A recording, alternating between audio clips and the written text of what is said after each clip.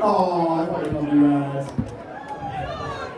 Hey everyone. You guys ever look at a questionable bag of powder and thought, is this my ticket to Funky Town, or maybe just to town in an ambulance? Well, so you're in the right spot. So, Ram Dass said, we're all just walking each other home, and I think that that's such a great metaphor for community, right? We all are out here to have a good time. We're all out here to make it home, right?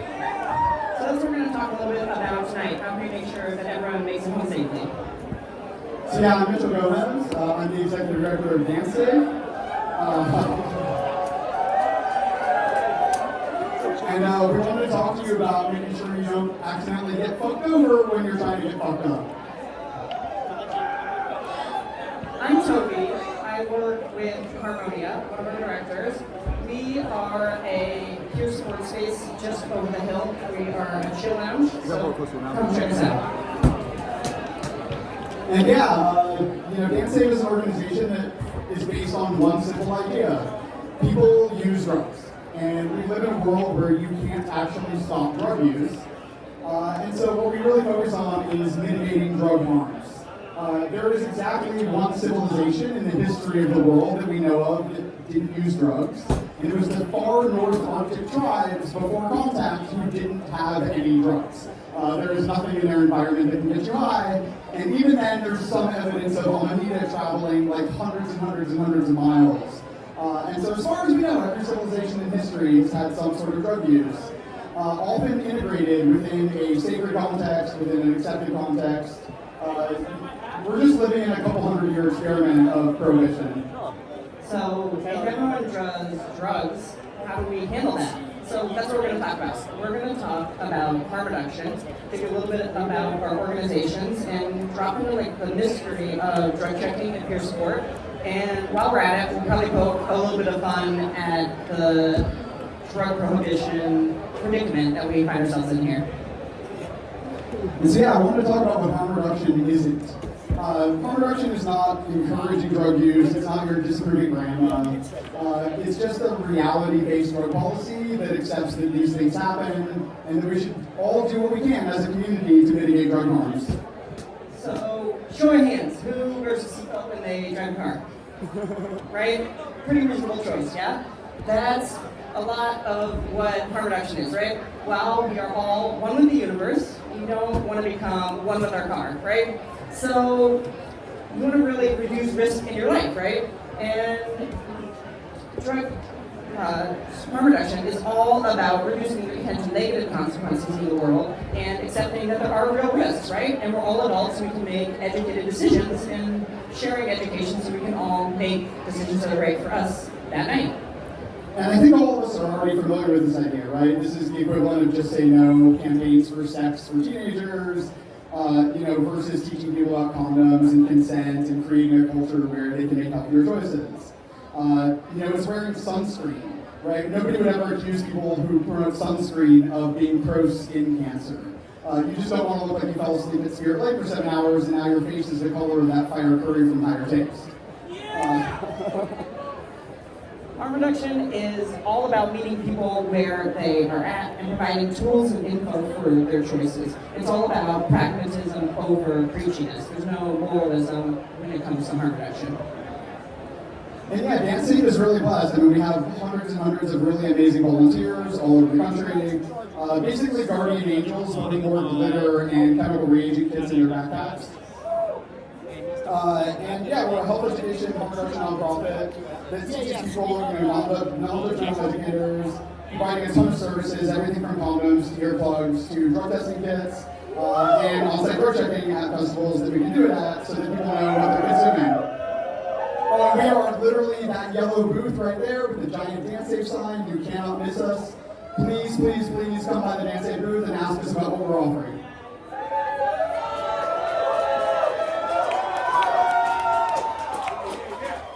So, Harmonia, we are a compassionate harm reduction and sanctuary space. We are designed to support y'all throughout this weekend. So, if you ever find yourself or somebody else going through an intense experience, come check out Harmonia. A mentor of mine always says that people find us because of substance or circumstance. So, no matter what that circumstance is, whatever you find yourself in, if you need a safe, calm place, if you need somebody to talk to, if you need somewhere that's low stimulation, come check out Harmonia. We have 24/7 volunteers, we have tea, we have Tums, we have condoms, anything you need, we probably got it. We got toothbrushes. So we are located right out the gates. On the way in, on the way out, you can't miss us. Come say hey after dinner. We're pretty comfy. If you want to sit down on a couch before you walk home. And I do want to mention there's also a booth right next to the Dancesafe booth that is doing Narcan training and giving out Narcan. Yeah, for a long time, there was this narrative within the scene of like, I don't need Narcan, I don't use opioid drugs. Pro tip, no one in the history of the world has ever Narcan themselves. You're not getting Narcan for you. You're getting Narcan for your community in the same way that you have an extra flashlight in your tent because your woke-ass friend forgot to bring one. Please, please, please, like, everyone should know how to use Narcan. Because first of all, there are people using opioids here, and then there's also people who are using them without intending to. And that's the part of the talk that's not funny. It's real, it happens, and we really, as a community, need to take care of it. So, Mitchell, Yeah. what do you do if you find a bag of MDMA or cocaine on the ground tonight? Yeah, so drug checking is a really amazing service. It is not, confirmatory analysis. It's a way of probabilistic analysis of substances. But in terms of most of the common drug misrepresentations, cathinones being sold as MDMA and cocaine, 3-methoxy-PCE being sold as ketamine, reagent testing is a super fast, super easy way to rule out if your drug likely has the substance you're looking for, or might be something you have never heard of. Occasionally, even when we have our $60,000 Bruker Alpha FCIR drug machine at events, it has a data set of thousands of drugs, and we still sometimes run into things that are new. So the possibility of you playing Space Monkey accidentally is kind of real right now. And it's really just the equivalent of like using condoms when you have sex with a stranger at a festival. It might be totally fine to take a bag that you didn't test, or it might be a thing that irrevocably changes your life forever. And there's a really easy way to mitigate that. And so, like, please, please, please, come check it out. And when it comes to fentanyl, it's a drug that it's a little hard to parse the data. The way the government analyzes drug deaths is intentionally hard to parse. All drug deaths combined in this country have now surpassed twice the peak year of HIV deaths. Right? We're talking about the largest public health crisis in American history for people under the age of 40. Drug deaths are the leading cause of death for people under the age of 40 in all 50 states, with basically no federal health response like we saw for HIV. Right? We don't see AIDS quilts, we don't see a march on Washington. It is up to us as substance users to deal with this problem. And ignoring the fucked upness of the politics of that, it's the reality. And so these immunoassay strips that were developed for detecting fentanyl work very, very well. They detect fentanyl at a far lower threshold than you would even feel, let alone it would kill you. And they're easy enough to use that you can use them in a tent. And so, reagent testing is amazing. It tells you what's in your substance. Fentanyl testing is a thing that, like, you have to do it. And I really, really, really hope that everyone takes that to heart. As somebody who has lost so many of my original rave crew from the late 90s, early 2000s, this is a mission that I will never run out of passion for. Like, I just look at old pictures, my heart breaks, and I get back to work.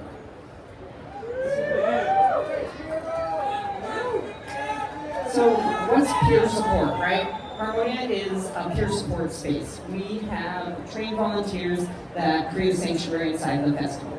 But that's not where peer support stops, right? Peer support is up to each and every one of us. How do we step up and help each other when we're in crisis? How do we help each other if maybe the trip we're trying to have isn't the one we're having tonight, right? We've all been there, it's not great. And what next, right? We can keep on walking, keep on going to the party, or we can slow down and check in if someone's okay. So that's what I want to empower all of you guys to do. We can all make sure that everyone makes it home tonight and every night. And the way that we do that is we step up. We come together as a community, and we decide that one of the values of our community is taking care of each other, right? Who likes taking care of their friends? And what better way to make a new friend than slowing down, saying, hey, are you okay? Do you need, anything? Do you need a toothbrush? Do you need new socks? Like, do you want to come hang out with my friends for a little bit if you lost your friends, right? So, really when it comes down to it, we can all be peer support people. We can all offer support for each other. We can all make sure that this is a safe environment for everyone. If you see something, say something, right? Check in with each other. And I would say, it's a risk of psychedelics, but if psychedelics were predictable, they wouldn't be psychedelics. So.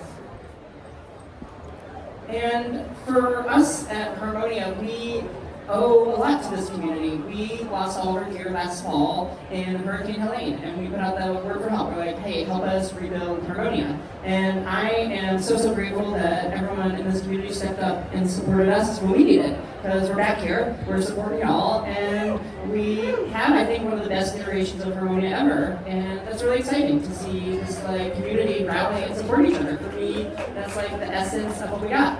So I want to say that we do still have a GoFundMe. If you have room in your heart, we're still trying to rebuild, we're still trying to make sure that we have all our gear, but we're here, and we're so thrilled to be able to provide the gift of presence and space and groundedness for y'all throughout the rest of the weekend. Yeah, the practicalities of drug checking are super important. I also think it's really important for this community to understand something. The drug supply is fucked because of prohibition, full stop. In a world with legal, regulated access to substances, I can go work on global homelessness or some other problem. And so it is prohibition that has created this problem, it's prohibition that perpetuates it, and it's prohibition that has driven us to a place where drugs have become more and more potent. As you increase enforcement of drug laws, the motivation for people who sell and smuggle them is to fit more doses in a smuggled shoebox. That is the number one metric that becomes most important. And so we've seen this switch into synthetic opioids that are now super potent compared to the sort of classic opioids. And we're seeing some stimulants as well. This is not a game that we can win. There are thousands or tens of thousands of potential substances of every family. If banning them one by one fails. And so, I often say that I think prohibition is a joke, and adulteration is the punchline that isn't fucking funny. And so really getting involved, figuring out, finding a word that aligns with you, and figuring out how we can get out of this mess and create systems of regulated access, legal access for the drugs that people want. Not only to end these drug deaths, but because I just fundamentally believe that humans own their minds and bodies. And if you want to put something in your body, it is not my fucking business, and it's not anyone else's either.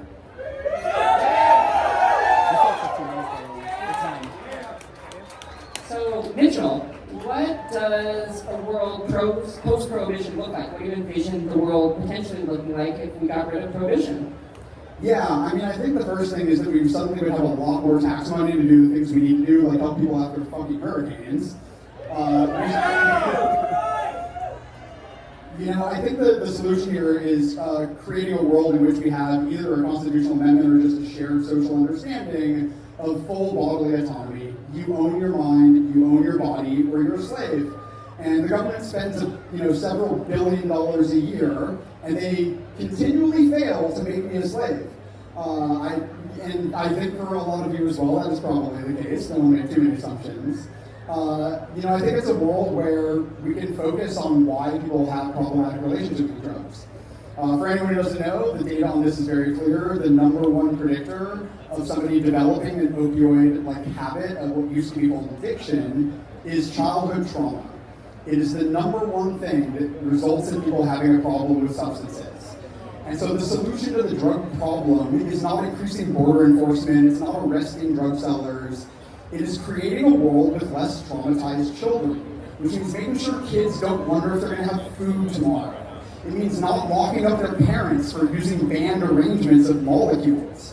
It means supporting each other when we're having a hard time, instead of throwing people in prison, throwing them in hospitals, and pretending like this was the drug's fault, instead of a social failure.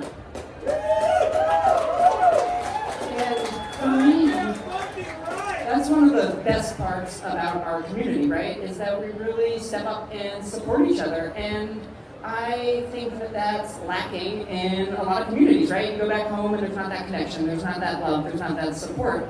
And I think part of the big change that needs to happen is we need to bring that love, that support back home, right? And offer it to other people. And really try to get to know our neighbors, get to know each other. And like, it's a scary world out there, right? How do we get through this? And I think the answer is more community, more kindness, more connection, and I think this is a great place that we all come to because of those things. And I think, like, no one solution is going to change what's going on in our world, but there's a lot of little things that we can do. We can step up to the plate, we can say, I don't like what's going on in my community, and I'd like to change it. I don't like what's going on in my country, and I'd like to change it.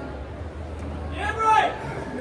Yeah, and he ended a little early, so I think we're going to end a little early too, which is a rare treat, because I'll talk about drugs for 17 straight hours. But, I actually see several faces in the audience that have seen me do this. You guys, yeah, for sure. Just sitting at their campsite having this conversation until the sun comes up. This event is really special, these events. The Timber and Friends events were the first events of this size that put the Dancesafe logo on their flyer. They were the first one that let me get on stage and talk about this, and now I do it at events all over the country. Yeah, I've been on site for every day of every Tipper at Suwannee, and it is just home. And yeah, since this is my last time on this stage at this event, I really wanted to make sure to thank the folks who made this happen. It's really, really like been just a highlight of the last decade of my life, just being up here and talking to you guys about this. But yeah, the park staff and owners have always been awesome. The production team here is incredible. The vendors and the vending team, I'm really sorry about that time we did a pin drop that made it impossible for anyone to get to your booths for like an hour, my bad. All of the harm reduction superheroes, the Dancesafe volunteers, the Harmonia volunteers, Spirit Care, the medics who really care. Like, we have a lot of people here who really, really want everyone here to go home. This is a community that, like, this is a production team that really, really actually cares. All of the artists who built such beautiful art and stages, all the musicians and the people who support them. A huge thank you to Dave and Dave. They have just been these unwavering voices for harm reduction and for Dancesafe and for me in a way that has really changed my life and changed the way that Dancesafe is operated. Events that never would have let us on site saw what we were doing here, saw how supported it was, and started letting us come do this. And I wanted to end really with thanking all of you. The love you guys show the world every day, the love in this community. I started going to raves when it was the weekend after my 14th birthday. I turned 44 this year. I've been doing this far longer than I haven't.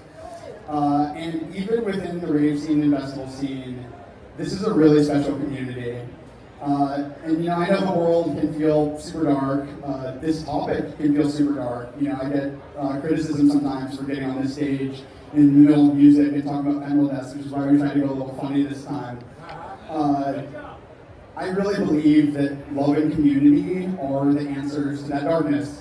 And I'm so incredibly proud of the community we built together. And so please hear me when I say how deeply I love you and how much Dancesafe loves you.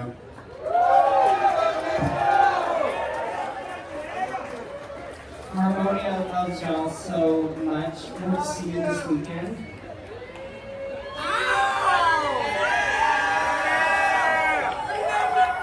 I think Mitchell has one thing to kind of close us off. What I do? Apparently I do. Oh yeah, let's fucking party. I'll see you guys out there.